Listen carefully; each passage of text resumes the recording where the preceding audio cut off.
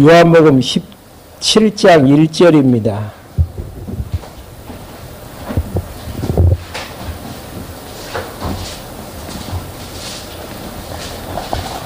요한복음 17장 1절부터 봉독해 드리겠습니다. 예수께서 이것들을 말씀하시고 눈을 들어 하늘을 보시며 말씀하셨다. 아버지, 때가 왔습니다. 아버지의 아들을 영광스럽게 하셔서 아들로 아버지를 영광스럽게 하게 하소서.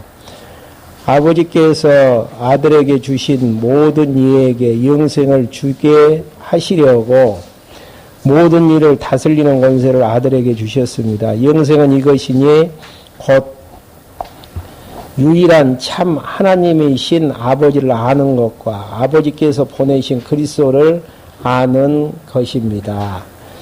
3절까지 봉독해 드렸습니다. 지금 요한복음 17장부터 사도행전 1장 11절까지의 내용은요, 하늘로서 오신 예수님께서 하늘로서 이제 가시는 실제로 이제 기천을 실현하시는 부분입니다. 지난 시간에 요한복음 이제 그 기천에 대한 근거는 하나님께서 에녹을 승천케 하셨던 그 근거하고요. 또 이제 엘리야가 승천하는 이러한 이제 과정들을 통해서 장차 오실 그리스도가 하늘로 이제 올라가실 것에 대한 근거를 제시한 바가 있습니다. 그래서 이제 하늘로 이제 올라가시는 준비 작업을 지난 시간에 12장부터 16장까지 내용을 통해서 확인해 봤고요. 오늘 이제 하늘로 올라가시는 실제적인 내용들이 이제 실현이 되어지는데 17장부터 사도행전 1장 11절까지 기천의 실현에 대한 부분입니다. 20페이지 중간 부분에 보시면은 나와져 있습니다. 여기에서 이제 한 가지 좀 생각을 해봐야 될 부분은요, 그리스도가 이 땅에 오셔가지고 고난당하시고 죽고 부활하시고 승천하시는 이런 부분들이 사복음서 내용 다 기록되어 있죠. 그런가요? 다시요. 그리스도가 이 땅에 오셔서 하나님이 허락하신 사역을 다 하시고 고난받으시고 죽으시고 부활하시고 승천하신 기록이 사복음서에 다 기록이 되어 있단 말입니다. 근데 신기하게도 순환당하시고 죽으시고 부활하시는 승천하시는 이런 부분들이 위에 상위 주제가 다 달라요. 예를 들어서 마태복음 26장부터 28장까지 내용에서는 제사장 직임을 증가하기 위해서 순환부터 부활의 사건까지 기록을 하고 있고요. 마가복음에서는 높으신 신분 가운데에서 구속주의 신분을 증가하기 위해서 마가복음 14장부터 16장까지 기록을 하고 있었고요. 또 이제 누가복음에서는 22장부터 24장까지 대속 사역을 중심으로 해가지고 기록을 하고 있단 말입니다. 그럼 요한복음에서는 지금 실제로 요한복음 17장부터 사도행전 1장 11절까지는 기천의 실현이거든요. 그러면 이제 누가 질문을 하기를, 왜 구속사역은 분명한데 기천사역으로 이 내용을 의미 분석을 해야 되느냐? 누가 한번 답변 한번 해보세요. 순환, 죽으심, 부활, 승천 내용이 구속사역으로 정리하면 이 일반적으로 공간복음을 주장하는 신학자들이 주장하는 부분하고 일치가 되어지지 않습니까? 근데 하늘로 올라가시는 실제적인 실현 부분으로 지금 의미 분석에 의한 성경계로는 그렇게 정리를 하고 있단 말입니다. 그러면 왜 요한복음은 구속사역, 마태복음은 제사장이니까 구속하고 비슷할 것 같고, 그 다음에 마가복음은 또 그 높아지시는 신분 가운데서 대속사역하고, 그러니까 의미가 전달이 되어지고, 누가복음 같은 경우는 또 이제 사역 중에서 대속 사역이니까 의미가 통한단 말입니다. 공통된 부분에서. 근데 대속 사역이라고 명칭을 붙이지 아니하고 하늘로 올라가시는 귀천에 대한 실현으로 왜 의미 분석은 이야기를 하고 있는지. 아버지 내려오셨기 때문에.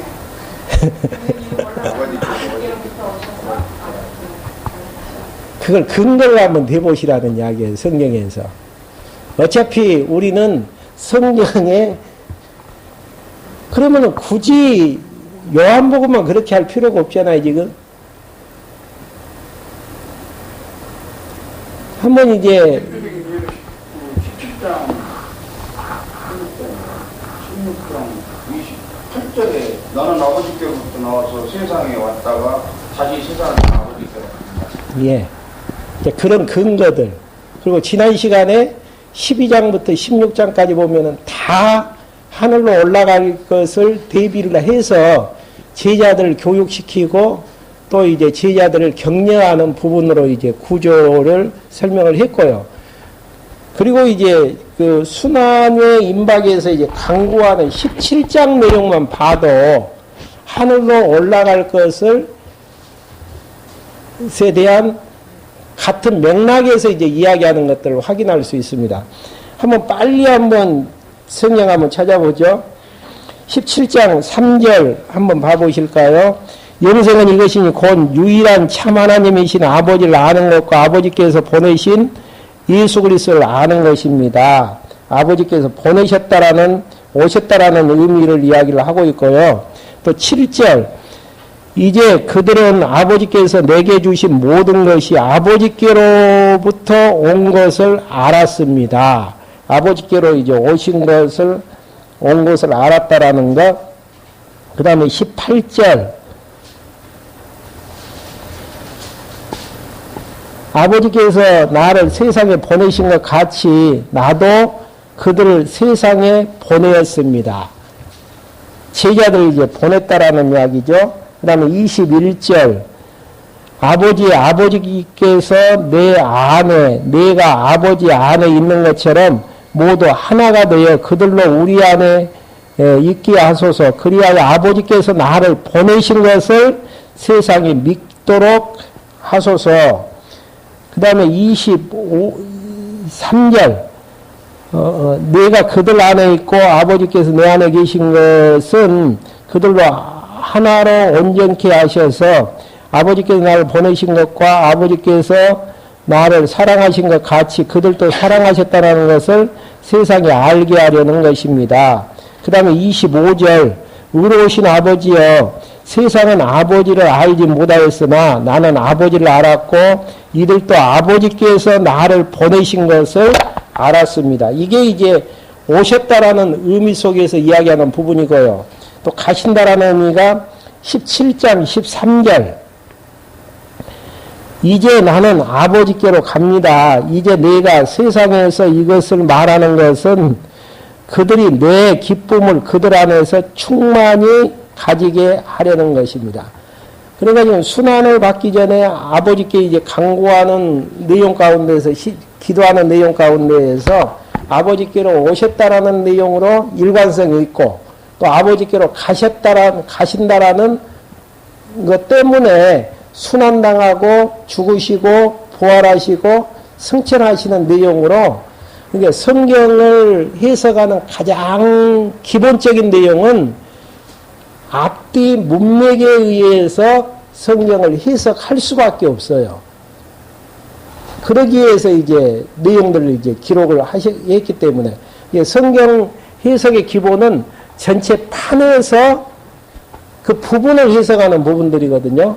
그래서 이제 제가 17장 내용에서 몇 가지를 읽었지만은 그 내용을 확인해 보니까 아버지께도 오셨다라는 이야기로 계속 이야기를 해요. 그리고 또 아버지께로 가시는 걸로 이야기를 하면서 순환당하시고 죽으시고 부활하고 승천하시는 아버지께로 실제로 이제 가시는 사도행전 1장 11절까지 내용의 내용을 연결하다 보니까, 연결고리를 걸다 보니까 이 내용은 기천 실현으로 의미 분석을 할 수밖에 없다라는 거. 너무 분명하죠. 그러면 이제 뭐 마태복음, 마가복음, 누가복음 왜 대속사역으로 했는가? 그런 부분들은 방금 이제 내용들을 확인을 하는 것처럼 앞뒤 문맥을 연결지어져서, 그러니까 이 말씀을 이제 문제 제기를 한번 하고 넘어가는 부분들은요, 무작정 그냥 요한복음은 하늘로서 오신 예수님, 하늘로서 가신 예수님 답을 외우라는 이야기가 아니에요. 그 답이 나와지는 줄기와 근거를 이야기를 하게 되어지면은 요한복음에서는 대속사역에 초점을 맞추는 것보다도 아버지께로 가시는 과정을 그리는 내용으로 의미 분석을 할 수밖에 없죠. 성경 하나님이 그렇게 이제 기록을 하셨기 때문에. 그러니까 오늘은 17장 내용 가지고만 근거를 삼았지만은 지난 시간에 12장부터 16장까지 내용 속에서도 아버지께로 가시는 과정들을 아주 이제 리얼하게 내용들을 정리하고 있는 것들을 확인할 수 있잖아요. 그래서 이제 성경을 한두 기절만 보면은 왜 그리스도가 순환당하시고 죽으시고 부활하시고 승천하시는 내용들이 사복음서에 똑같이 나와 있는데 마가복음하고 누가복음은 계속 사역으로 주제를 삼고 마태복음에서는 제사장 사역으로 삼고 요한복음에서는 기천의 실현으로 내용들을 의미 분석을 해야 되는 똑같은 사건인데도 의미 분석을 해야만 되는 것인지 나름대로의 이제 이런 사건만 아니에요. 지금 이 사건뿐 아니고 사복음서에 보면 여러 가지 사건들이 이제 뭐 세복음서에 들어가는 경우도 있고 사복음서에 들어가는 사건들이 많거든요. 이런 부분들을 앞뒤 흐름 따라서 해석해가는 이제 내용들이 기본 해석법이다. 그걸 이제 여러분들에게 다시 한번 문제 제기를 한번 하고 싶어서 진짜 이제 17장 내용만 봐도 오셨다가 가시는 걸로 일관성이 있더라고요. 오셨다가 가시려면 순환당하셔야 되고 구약의 예언대로 죽으셔야 되고 또 부활하셔야 되고 승천하셔야 되고 그래서 이제 여러분들이 이제 무작정 답만 암기하시지 마시고 의미 분석을 실제적으로 앞뒤 연결지어서 하시라는 의미에서 한번 문제 제기를 한번 해봤습니다. 다시 이제 20페이지 중간 부분 기천의 실현을 통한 이제 성취 부분요. 먼저 이제 순환과 죽음을 통한 실현. 그러니까 하늘로 올라가시려면은 순환당하시고 이제 죽으셔야 되는데 순환이 임박에서 이제 강구하시는 부분인데요. 먼저 17장 1절하고 4절 5절에 보시면은 아버지와 아들이 서로 상대를 영화롭게 할 것을 하나님 예수님께서 이제 강구하시는 1절 한번 봐보시죠. 예수께서 이것들을 말씀하시고 눈을 들어 하늘을 보시며 말씀하셨다. 아버지 때가 왔습니다. 아버지의 아들 영광스럽게 하셔서 아들로 아버지를 영광스럽게 하게 하소서. 그 다음에 4절 5절요. 아버지께서 내게 하라고 주신 일을 완성하여 내가 땅에서 아버지를 영광스럽게 하셨습니다. 그러니까 아버지께로 오셔서 자기가 이 그리스도가 행하셨던 일들은 누구의 일이었어요? 아버지가 이제 주신 일들을 다 해서 이제 영광스럽게 하셨습니다. 아버지 세상에 있기 전에 내가 아버지와 함께 누렸던 그 영광으로. 그러니까 기천하기 전에 그 하늘로서 이제 내려오시는 이 전에 세상에 있기 전 내가 아버지와 함께 누렸던 그 영광으로 이제 나를 아버지와 함께 영광스럽게 하소서. 그러니까 약속대로 이제 아버지께 이제 가게 되어짐으로 자기 자신을 영광스럽게 이제 해달라고 강구하는 부분들이죠. 그러면 이제 제자들은 이제 놓고 가기 때문에 제자들과 이제 하나가 될 것을 9절부터 이제 11절까지 강구하는 내용이죠. 한번 9절부터 한번 보시겠습니다. 내가 그들 위해서 기도합니다. 내가 세상을 위하여 기도하지 않고 아버지께서 내게 주신 자들을 위하여 기도하니 이는 그들이 아버지의 것이기 때문입니다. 내 것은 다 아버지의 것이고 아버지 것은 내 것입니다. 내가 그들로 말미암아 영광을 받았습니다. 나는 더 이상 세상에 있지 않으나 그들은 세상에 있습니다. 세상에 있지 않는다라는 이야기는 무엇을 암시하는 부분이에요?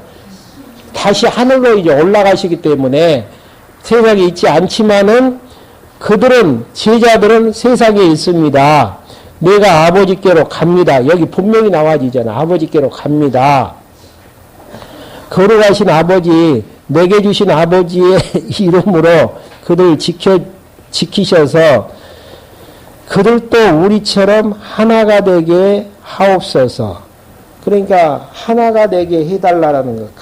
가시니까 하나가 되게 해달라는. 그 다음에 거룩하게 해달라고 강구하는 부분이 17절에 또 나와지죠. 그들로 진리로 거룩하게 하옵소서. 아버지의 말씀은 진리입니다. 이게 하나 되게 해달라, 또 거룩하게 해달라. 그 다음에 이제 21절 보시면은 아버지가 인자를 보내신 것을 믿게 하고 영광을 보게 될 것을 강구하는 부분들이죠. 21절 한번 봐보시죠. 아버지께서 내 안에, 내가 아버지 안에 있는 것처럼 모두 하나가 되어 그들도 우리 안에 있게 하소서. 그리하여 아버지께서 나를 보내신 것을 세상이 믿도록 하소서. 예, 실제로 이제 순환과 죽으심을 앞두고 강구하는 내용들만 봐도 가신다라는 데 지금 계속 지금 포인트를 맞춰서 이야기를 하고 있고요. 지난 시간에 1시간 동안 12장부터 16장까지 내용을 봐도 더 리얼하게 아버지께서 하늘로 가시는 쪽에 이제 초점을 맞추고 있단 말입니다. 이런 것들을 보면은 순환과 죽음, 부활이 요한복음에서는 기천의 실현 부분이라고 확증할 수 있는 내용들이죠. 그 다음에 24절요. 아버지께서 내게 주신 자도 내가 있는 곳에 나와 함께 있게 하시고 세상 창조부터 아버지께서 나를 사랑하심으로 내게 주신 내 영광을 그들도 보게 하옵소서. 그러니까 예수 그리스도가 먼저 아버지께로 가고 또 나머지 제자들도 함께 이제 자기가 있는 곳에 함께 가게 해달라라는 거, 영광을 보게 해달라라는 거. 이렇게 이제 17장 내용에서 이제 강구가 끝나진 다음 18장 내용에서 붙들려서 순환이 시작되어지는. 그러니까 17장 내용을 결국은 이제 앞에 준비 작업으로 붙일 수도 있잖아요. 근데 순환과 결국은 이제 죽음에 대한 내용하고 연결고리를 걸기 위한 작업으로 강구 내용을 실현 부분으로 이제 단락을 이제 붙여서 정리하게 되어지는. 그러니까 참 그 목사님이 이제 의미 분석의 성경 개론이라는 성경 강론집을 집필했던 내용들을 보게 되어지면은요, 목사님 백지 상태에서 정리를 하셨잖아요. 우리는 답안지 정과를 보고 왜 그렇게 주제가 나왔었는지, 앞뒤 문명을 이렇게 했는지에 대한 논리적 통일성을 내 자신이 확증하지 아니하면, 물론 이제 일용할 양식 먹는 차원에서는 가능하죠. 일용할 양식 먹는 차원에서는 그냥 하늘로 오셨다가 하늘로 가시는 걸 보니까 그분은 하나님의 신성을 가지신 하나님의 아들이시다.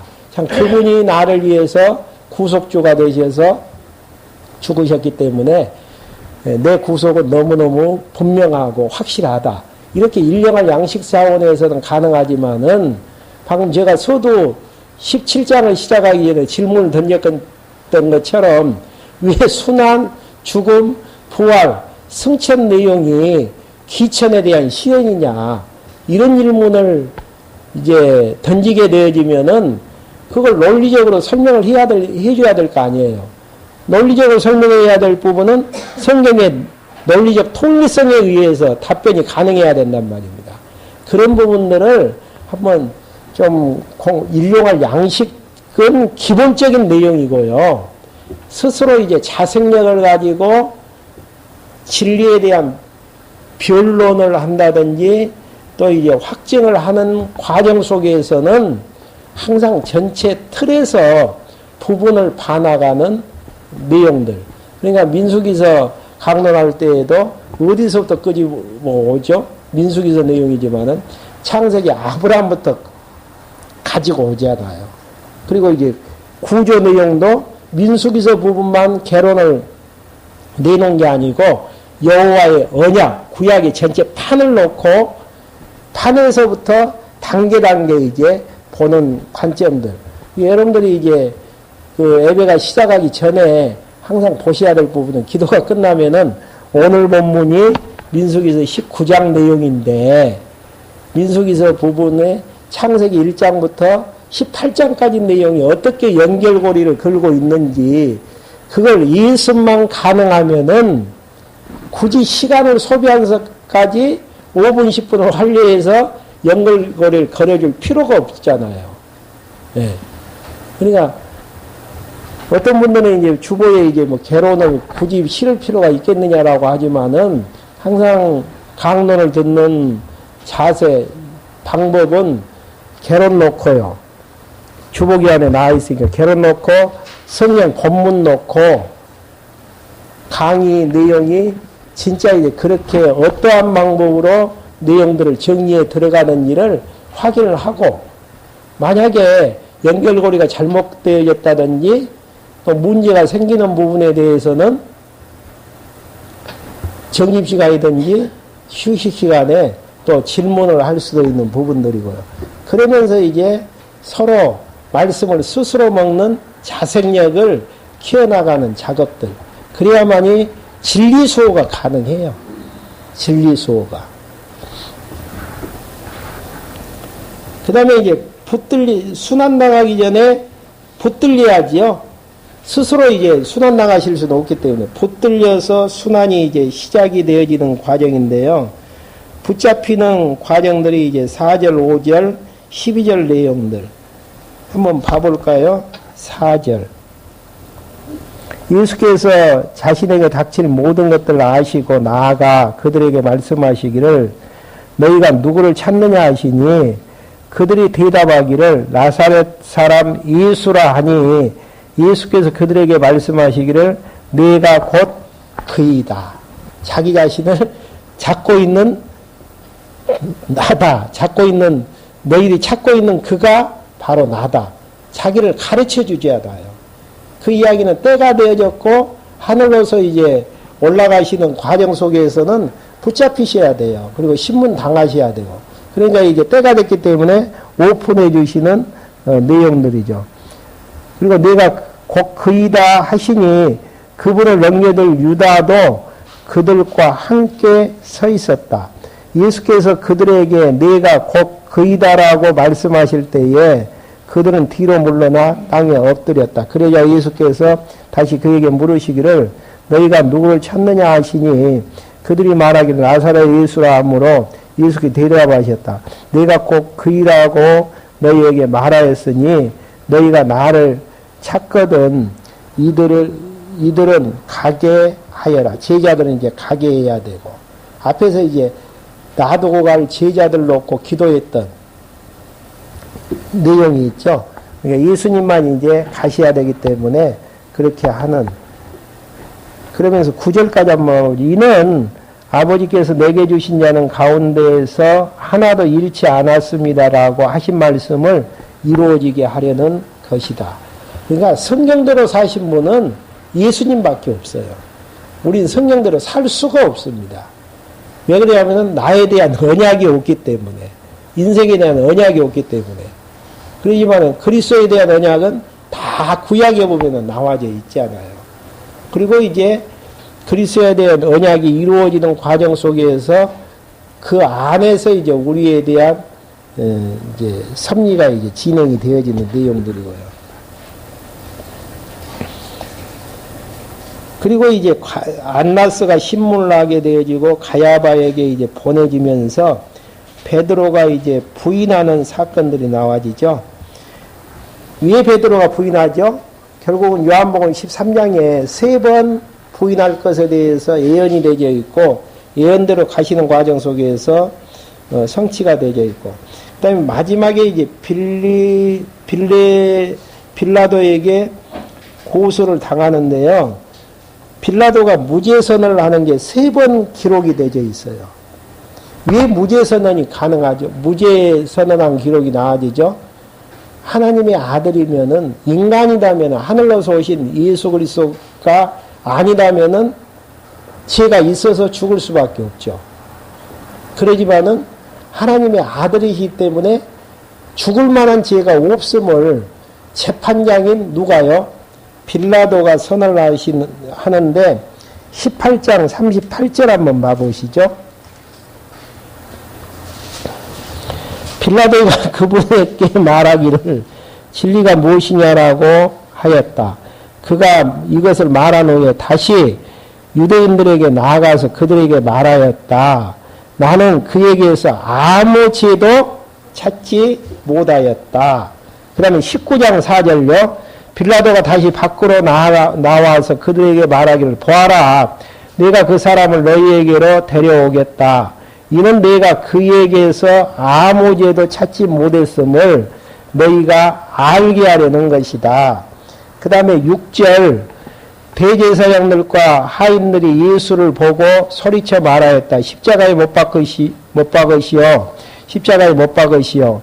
그러자 빌라도가 그들에게 말하기를 너희들이 이 사람을 데려다가 십자가에 못 박아라. 나는 이 사람에게서 죄를 찾지 못하였다라고 하였다. 그러니까 계속 연거푸 3번을 지금 요한은 기록하고 있거든요. 그 의미 자체는 지금 죽을 만한 죄는 없어요. 그러면 백성의 죄를 짊어지고 하나님 나라로 다시 이제 하늘로 가셔야 되기 때문에 결국은 못 박아 죽일 수밖에 없는 그런 이제 부분으로 진행이 되어지는 무죄 선언에 대한 부분들이죠. 그 다음에 십자가에 이제 못 박혀 운명하시는 이제 부분인데요.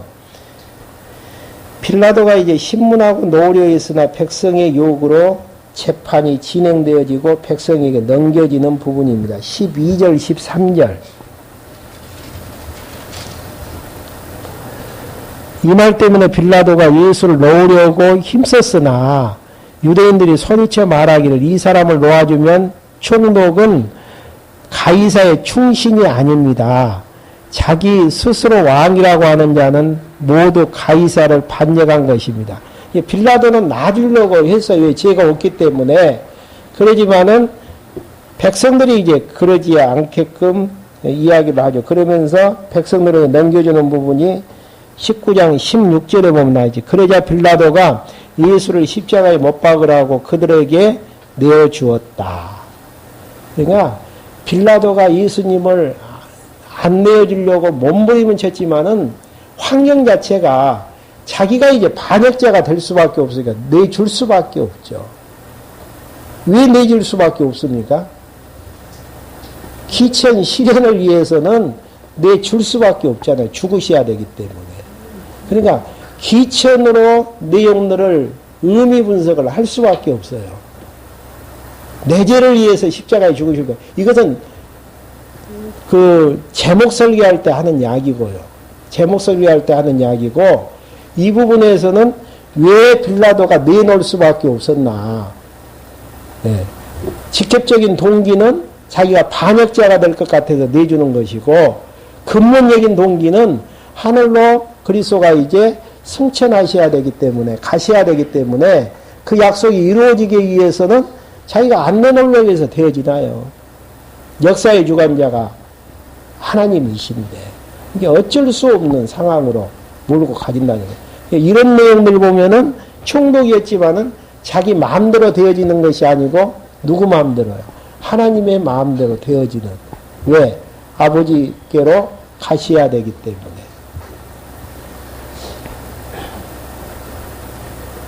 그 다음에 백성들이 성경대로 십자가에 못 박고 옷을 제비 뽑는 내용들. 다 이제 뭐 언약대로 했던 성경대로 십자가에 못 박고 옷을 이제 제비 뽑는. 그러니까 아버지께로 가시는 과정 속에서도 구약의 약속대로 그대로 이루어 주시는 이런 이제 섭리의 부분들. 그러면서 19장 28절부터 30절까지 보시면은 성경대로 다 이루어졌다 하시면서 운명하시는 부분입니다. 28절, 19장 28절 한번 봐보실까요? 이 말씀을 하신 후에 예수께서 이 모든 것이 이미 이루셨음을 아시고 성경이 이루어지게 하시려고 말씀하시기를 내가 목마르다라고 하셨다. 거기에 신포도주 가득 잠긴 그릇이 있었는데 사람들이 신포도주를 듬뿍 적신 해면을 우슬초에 껴여 예수님 입에 대시니 예수께서 신포도주를 받으신 후에 다 이루었다라고 말씀하신 후 머리를 숙여 숨을 거두셨다. 그러니까 목마르다 이런 뭐 등등 우슬초에 끈 해면을 이제 먹는 신포도주를 이제 먹는 이제 이런 이제 과정들 이런 모든 것들이 예언대로 그대로 이제 죽으시는 이런 부분들. 그래서 이제 아버지께로 가시는 과정들을 통해서 구약에 약속된 그리스도 되심을 증거하시는. 예, 성경의 구약의 모든 내용들은요 그리스도에 대한 예언이다니까. 그리고 예수님이 오셔서 다 이루시고 돌아가 주시는. 그리고 이제 다음부터 시작되어지는 사도행전 같은 경우에서는 결국은 성령 보내실 것을 한번 여러분들이 이제 한번 봐보세요. 사도행전 할 때 이제 말씀드리겠지만은 마태복음 끝나는 부분에서도 성령 오실 것을 예언을 하고 있고요.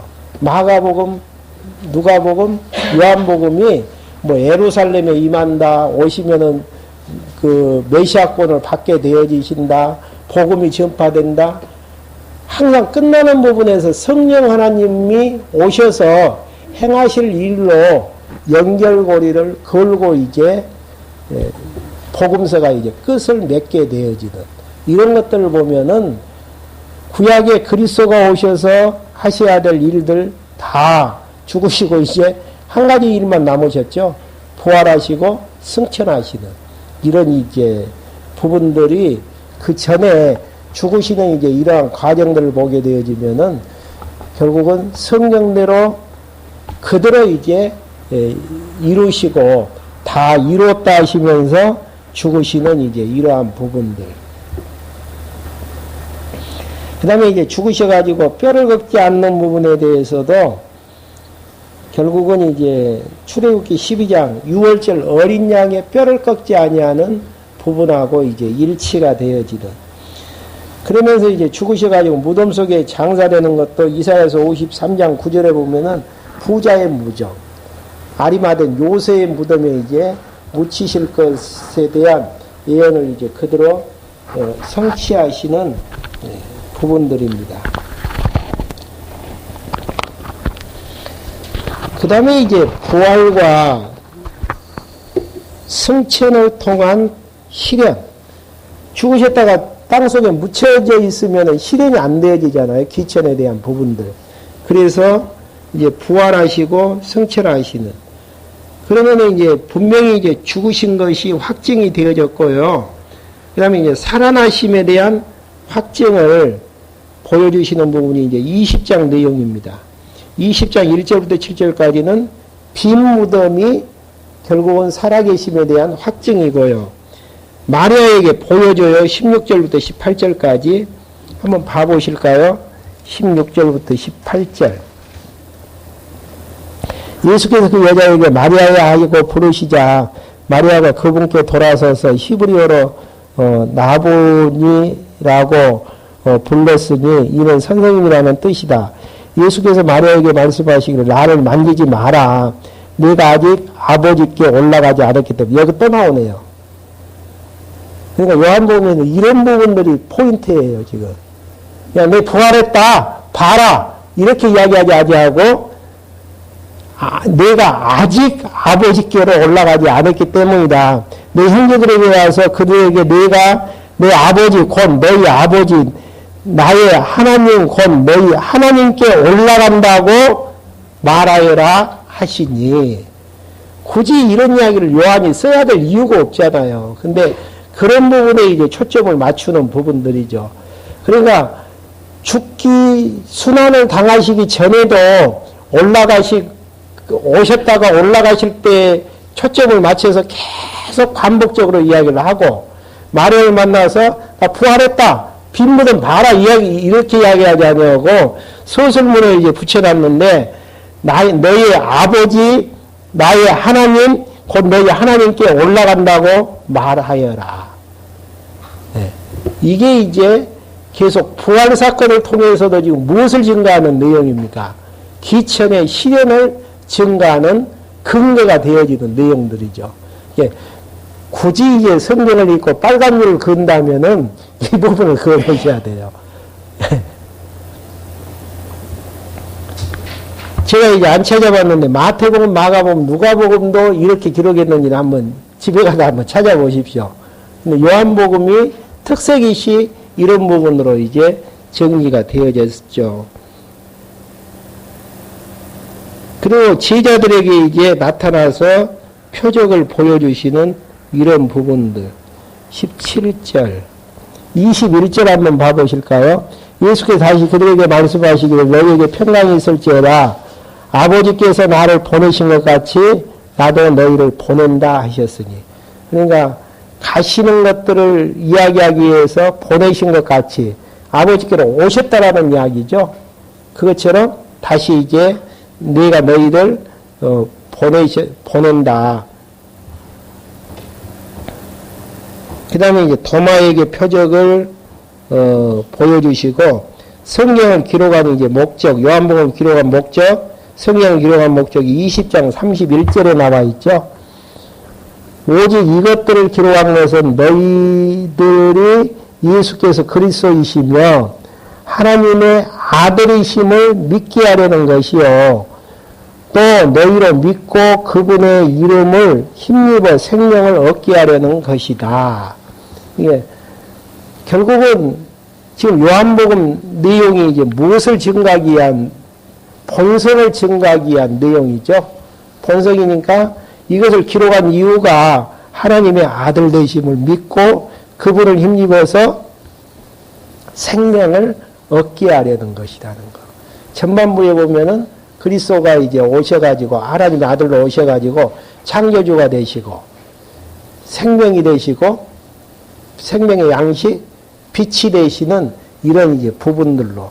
그러니까 한번 지금 우리 의미분석이라는 성경개론이 아버지께로 오셨다가 아버지께로 가시는 과정들을 통해서 그리스도의 신성을 증가하는 부분들이잖아요.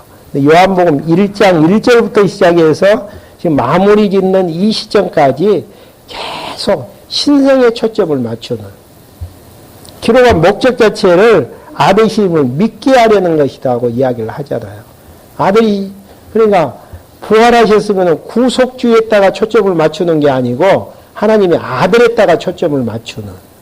그러니까 성경 토론할 때에 왜 지금 순환과 죽으심, 부활 사건이 또 뒤에 나아진 승천 사건이 기천의 실현 부분이냐 이런 부분들을 이제 근거를 대면은 정확하죠. 그러니까 사복음서를 갖다가 공간복음으로 정리하는 분들은 이런 의미 분석이 불가해요. 역사적인 순서에 의해서 뭐 예수님의 잉태, 출생, 뭐 세례요한의 출현, 공생애, 뭐 갈릴리 사역, 뭐 이방 사역 등등. 그 다음에 이제 죽으심, 순환, 고난, 죽으심, 부활, 승천 이런 식으로 이제 역사적인 행적 중심으로 뽑다 보니까 결국은 이제 공간복음이라는 하나의 세 권의 책을 이제 편집해서 만들어가지고 내버렸죠. 근데 한 가지 재밌는 것은 칼빈 주석까지 그렇게 되어졌다라는 거. 종교개혁자 칼빈까지. 근데 우리는 왜 성령 하나님께서 질문 한 가지 던진다면은 왜 굳이 공간복음으로 그렇게 역사적인 중심으로 편집하지 편집해서 한 권으로 성경을 복음서를 내놓는 게 아니고 네 권으로 냈을까? 이게 문제의 접근이에요. 왜 마태복음, 마가복음, 누가복음, 요한복음 성령 하나님이 기록한 거는 분명한데 왜 네 권의 책으로 그리스도를 증거하려고 했을까? 그러면 네 권 나름대로의 특성이 있어서 그러지 않았겠는가? 그러면은 그 특성을 어떻게 정리를 해야 될 것인지 마태복음은 직임으로, 마가복음 신문으로, 사역으로, 본서 신성으로.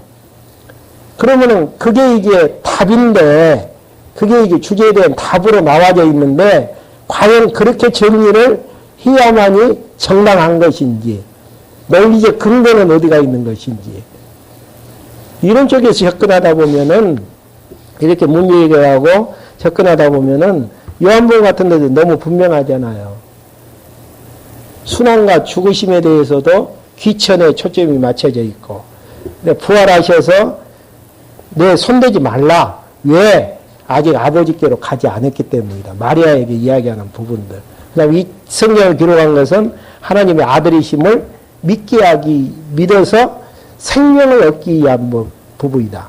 하나님의 아들이 주시는 생명이기 때문에 내 생명이 영원한 생명이라는 확증이 붙는 것이지 내 의에 의해서 생명을 얻는다면 불확실할 수밖에 없잖아요. 네. 이렇게 이제 정리에 들어가는 부분들. 그 다음에 이제 28장 표적을 보여주면서 분부하게 되어지시는 이런 부분들. 부활의 표적 한번 읽어보시고요. 그 다음에 이제 장래를 언약하고 성철하시는데 사도행전 1장 8절에 성령이 임하시면 너희가 권능을 받고 예루살렘과 유다 사마리아 땅끝까지 내 증인이 되리라. 그러면서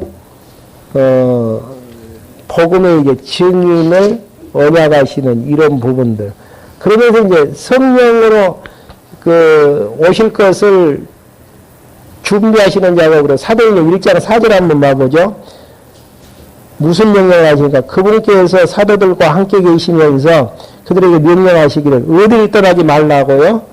예루살렘을 떠나지 말라라는 거. 왜 그러냐면은 누가복음에서 성령은 어디에 오신다고 약속되어 있기 때문에요. 예루살렘에 임하게끔 되어 있다라는 거. 그 다음에 이제 성령 세례 주실 거. 그 다음에 성경에 오시면은 예루살렘부터 시작되는 복음이 땅끝까지 증거될 것이라는 거. 이렇게 해서 이제 육신을 입고 오신 그리스도 자신이 구약에 약속된 그리스도 되심을 네 가지 특성, 입체적인 내용으로 확증을 했습니다. 그러면 이제 다음 시간부터는 성령 보내주신다고 사복음서에서 끝나는 부분 한번 확인 한번 해보시면 다 성령 하나님께서 오셔서 하실 일들, 임재하시는 장소, 이런 것들 이제 이야기하시는 부분들이거든요. 진짜 이제 성령 하나님께서 오셔가지고 사도행전부터 요한계시록까지 또 증거하는 부분은 초점은 어디가 있습니까? 구약에 약속된 그리스도가 예수님 되심을 증명해 나가시는 부분입니다. 여기까지 해서 기나긴 사복음서 내용들이 마무리가 되어졌고요. 질문 있으신가요? 오늘은 요한복음 사복음서를 마무리 지으면서 다시 한번 여러분들이 그렇게 전체판에서 부분을 보고 계시지만은 한번 찝어서 그렇게 보는 게 자생력을 가지고 진리수호를 준비해 나가는 작업이 될 수 있을 것 같아서 문제제기와 더불어서 한번 다른 각도에서 한번 정리해 봤습니다. 성경 어렵나요? 이게 전체 판에서 보는 훈련들 하면은 그렇게 재밌어요. 연결고리가 하나씩 쭉 나오는 재미. 근데 그게 없고 그냥 앞에서 강론자가 만들어갖고 증거 있으면은 참 양식으로는 가능해요. 그러지만 내가 상대방을 설득시킨다든지 진리와 싸움에서는 약간 이제 주저할 수밖에 없는. 예. 기본적으로 이제 내용들을 하여튼 그런 전체 판에서 보다 보니까요. 17장 내용에서도 절절히 그렇게 정리를 하고 있더라고요.